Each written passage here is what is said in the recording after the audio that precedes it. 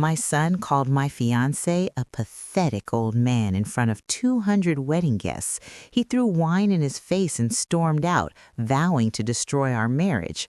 What my entitled boy didn't know, the man he humiliated wasn't just rich, he held the one thing my son desperately needed to save himself. I never thought I'd wear white again, not at 52, not after what Trevor put me through, but there I was, standing in front of 200 people, looking into Silas's eyes, and for the first time in years, I felt like I could breathe. The venue was beautiful, nothing too fancy, because that's who Silas is, humble, kind, the kind of man who holds doors and remembers how you take your coffee. After 5 years of rebuilding myself from the ashes of a brutal divorce, I'd finally found someone who saw me, really saw me, and loved what he found. The ceremony was perfect. I mean, absolutely perfect. My bridesmaids were crying, my friends were smiling, and when Silas slipped that ring on my finger, I swear I heard angels singing.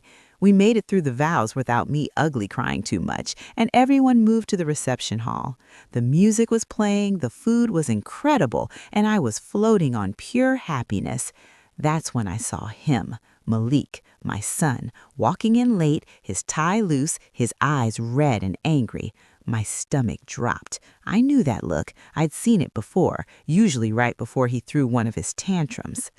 I tried to catch his eye, tried to smile, hoping maybe he'd just sit down and behave, but he didn't sit. He walked straight to the bar, grabbed a glass of wine, and downed it like water. People were starting to notice. My sister grabbed my arm and whispered, "Lorraine, maybe you should talk to him." But before I could move, Malik stood up, right in the middle of my maid of honor's toast. He cleared his throat loud enough that the whole room went quiet, and my heart stopped.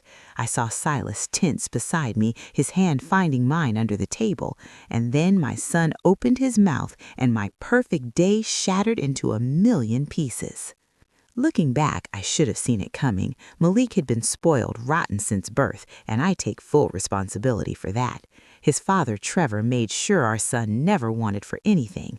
Private schools, brand new BMW at 16, credit cards with no limits. I tried to balance it out, tried to teach him about hard work and humility, but Trevor always undermined me. He'd say I was being too hard on the boy, that we had money, so why not enjoy it? Well, enjoy it Malik did. He grew up thinking the world owed him everything, and he never learned what it meant to earn a damn thing. When Trevor cut him off 6 months ago, Malik came running to me like a scared child. He had this big story about starting a tech company, about being an entrepreneur, about how he just needed a little help to get it off the ground. I didn't have the kind of money he was asking for, and something in my gut told me not to give it anyway. That's when things between us started getting ugly. He'd call me selfish, say I didn't believe in him, guilt-trip me about all the sacrifices he claimed I never made. It hurt like hell, but I stood firm. What I didn't know then, what he hid from me like the coward he'd become, was that he wasn't just broke, he was drowning. His company was a joke, a front for embezzling money from investors. $800,000 gone, gambled away, wasted on trying to impress his materialistic girlfriend Valencia and maintain a lifestyle he couldn't afford. He had 90 days to pay it back or face criminal charges, and in his twisted mind, I was his lottery ticket, my house, my savings, whatever he could squeeze out of me. And then Silas showed up and ruined his plans. That's what the wedding humiliation was really about, not protecting his mother, protecting his access to what he thought was his inheritance. My son didn't see a man, he saw an obstacle. The week after my wedding, Malik showed up at my door unannounced. I was in the kitchen making breakfast when the doorbell rang, and Silas answered it before I could. I heard my son's voice, sharp and demanding, saying he needed to talk to me alone. Silas stayed calm, invited him in, offered him coffee. Malik ignored him completely, pushed past him like he was invisible, and found me standing there with a spatula in my hand, my heart already racing because I knew this wasn't going to be good. He didn't even say hello, just launched right into it, told me I needed to get the marriage annulled, that Silas was using me, that I was being stupid and blind. I tried to reason with him, tried to explain that I was happy, that Silas treated me better than anyone ever had, including his father. But Malik wasn't hearing it. His face got redder and redder, his voice louder and louder, until he slammed his fist on my kitchen table so hard that my favorite ceramic bowl shattered into pieces. I jumped. Silas stepped forward, protective but still calm, and that only made Malik angrier. Then the words that broke my heart completely. "Choose, Mom, him or your own son." I stood there, tears streaming down my face, looking at this man-child who was supposed to be my pride and joy, and I barely recognized him. When did he become so cruel, so entitled, so lost? I wiped my eyes and I told him the truth.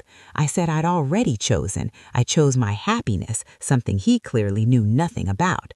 The look on his face was pure rage mixed with disbelief, like he couldn't comprehend that I would actually choose myself for once in my life. He stormed out, slamming my front door so hard the windows rattled, and screamed back at me, "You'll regret this. Don't say I didn't warn you." I collapsed into Silas's arms and cried until I had nothing left. My son was gone, and I didn't know if I'd ever get him back. I didn't hear from Malik for 2 weeks after that, and honestly, part of me was relieved. The silence hurt, but at least it wasn't more fighting, more venom, more choosing between my son and my sanity. Silas was patient with me, let me cry when I needed to, held me when the guilt got too heavy. He never once said, "I told you so," never made me feel bad for the monster my son had become. But I could see it in his eyes. He was worried, not about himself, but about what was coming. Then it happened. I was at work, finishing up some paperwork in my office at the school, when I heard shouting in the parking lot. My secretary came running in, her face pale, saying someone was outside causing a scene. I looked out the window and my blood turned to ice. It was Malik, standing next to my car, yelling at the top of his lungs about how I'd abandoned him, how I'd chosen some stranger over his own flesh and blood. Parents picking up their kids were staring. My colleagues were watching from the windows. I'd never been so humiliated in my entire life. Security escorted him off the property, but not before he screamed one final thing that cut me deeper than any knife ever could. "You were a terrible mother. That's why Dad left you." Everything went silent. My hand moved before my brain could stop it, and I slapped him across the face, hard. We both just stood there, frozen, shocked by what I'd done. I'd never raised a hand to my child before, not once in 28 years. His eyes filled with something dark and dangerous, and he pointed his finger at me like a weapon. "You'll pay for that, you and your pathetic husband." I watched him drive away, and I knew in my gut that this wasn't over. Whatever spiral Malik was in, he was dragging me down with him, and I had no idea how to save either of us from what was coming next. A week later, Silas told me he'd invited Malik to meet him at a coffee shop downtown, just the two of them, man to man. I begged him not to, told him Malik was too far gone, too angry, too dangerous in his desperation. But Silas just kissed my forehead and said, "Trust me, sweetheart. It's time your son learned the truth." I had no idea what he meant, but something in his voice made me believe him. So I waited at home, pacing the floor, praying this wouldn't end in another disaster. What Silas told me later that evening changed everything. He said Malik walked into that coffee shop with his phone out, recording, ready for a fight. Sat down with this smug look on his face, asking if Silas was ready to admit he was using me. And Silas, calm as ever, just slid a folder across the table and told my son to open it. I wish I could have seen Malik's face when he started reading. Corporate documents, financial statements, news articles from business magazines. Silas Whitmore, founder and former CEO of Whitmore Technologies, sold his company 3 years ago for $340 million, net worth over $500 million. My son's hands were shaking, Silas said. The color drained from his face like someone had pulled a plug. He kept saying, "This can't be real. This can't be real," like if he said it enough times it would become true. And that's when Silas told him the part that made my heart swell with so much love I thought it would burst. He never told me about the money because money wasn't why he loved me. He met me at a charity event where I was volunteering, serving food to people who had nothing, and I made him laugh. For the first time in years, someone saw him for who he was, not what he had. Then Silas dropped the second bomb. He knew about Malik's debt, all $800,000 of it, every dirty detail. When Silas came home that night and told me everything, I couldn't speak.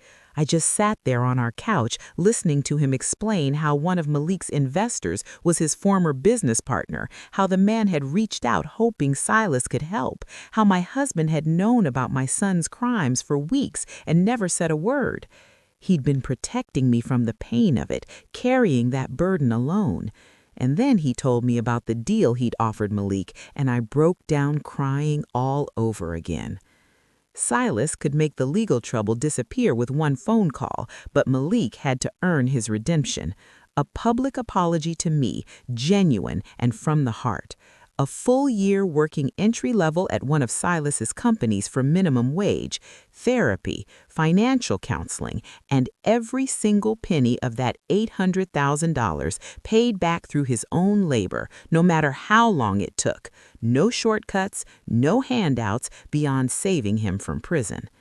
Silas looked at me with those kind eyes and said, "I'm not doing this for him, Lorraine. I'm doing this for you." 3 days later, Malik came to our house for dinner. He brought flowers, white roses, my favorite. His eyes were swollen like he'd been crying for days. When he stood in front of me in our dining room, he could barely get the words out. He apologized for everything, the wedding, the cruelty, the manipulation, the entitlement. He said he didn't deserve my forgiveness, but he'd spend the rest of his life earning it. I pulled my baby into my arms and held him while we both sobbed. 6 months have passed now. Malik works hard every day, lives in a modest apartment, drives a used Honda. He's in therapy twice a week, learning who he really is beneath all that privilege and poison. He calls me every Sunday, and when he talks to Silas, there's respect in his voice, real respect. My son is becoming a man, and it took the person he tried to destroy to show him how.